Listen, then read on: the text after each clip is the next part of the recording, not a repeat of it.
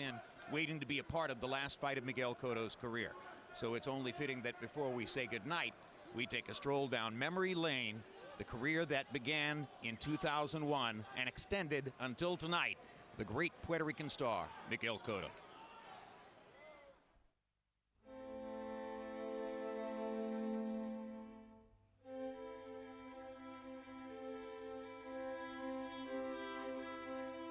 If you knew the end of your story before it began, would you travel the same path all over again? It's a weighty question for anyone to answer.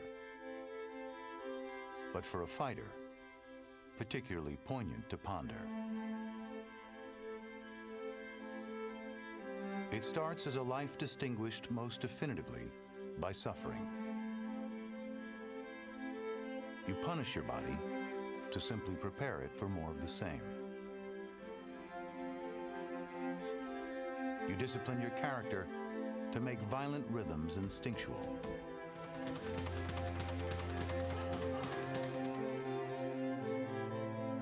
And know all along the dark truth is that nothing in the world can feel so natural as this.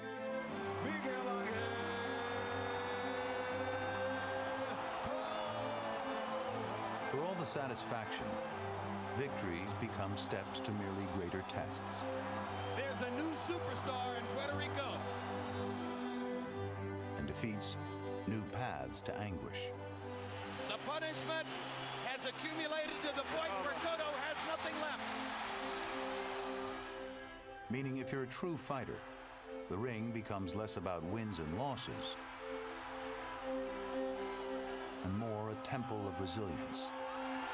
It's over and revenge is sweet. A place to prove there's no man you'd ever fear.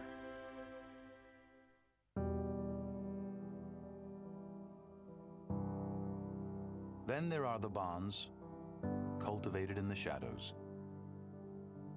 that root themselves deep in the soul, tearing at your heart when they are extinguished, driving you to never take them for granted again. And as time rewards you with a bigger part in a larger saga. The biggest night of Miguel Cotto's career. He wins the legitimate middleweight championship of the world. There's another conquest just as hard-earned, just as meaningful. The boundless pride you instill in others. The infinite futures that you initiate. Tales that can remind you of what it all felt like so long ago.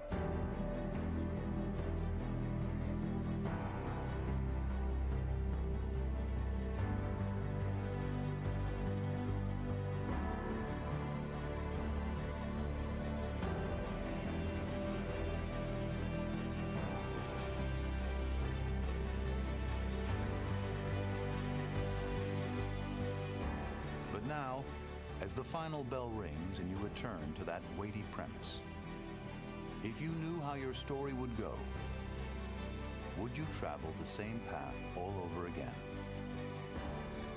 Ask Miguel Cotto that question, and dare to wonder if he'd ever ponder any other way.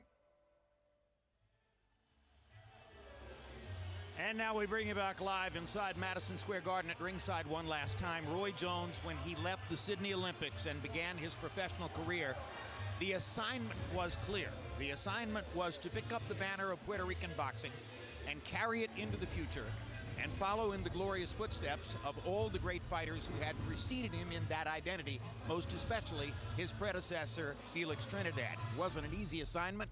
How'd he do? He did a great job, Jim. He got an A++ for excellence.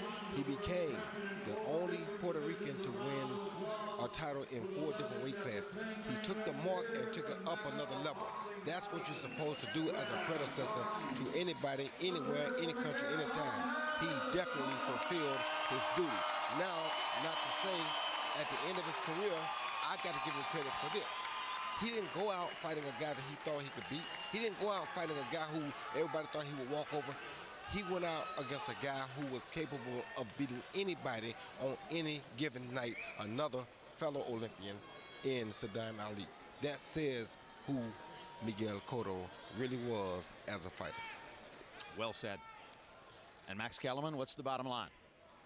Miguel Cotto will be in the Hall of Fame one day. After all, he beat Shane Mosley when Shane was still in his prime, more or less, and won belts in 4 weight divisions, most recently by knocking out or stopping Sergio Martinez, who was at the end of his career but was still a star fighter. And Miguel Cotto had been a star his entire career. And when you're a star, when you mean money, when you bring a following to the table, the question is, do you use that to avoid competition, or are you a real prize fighter?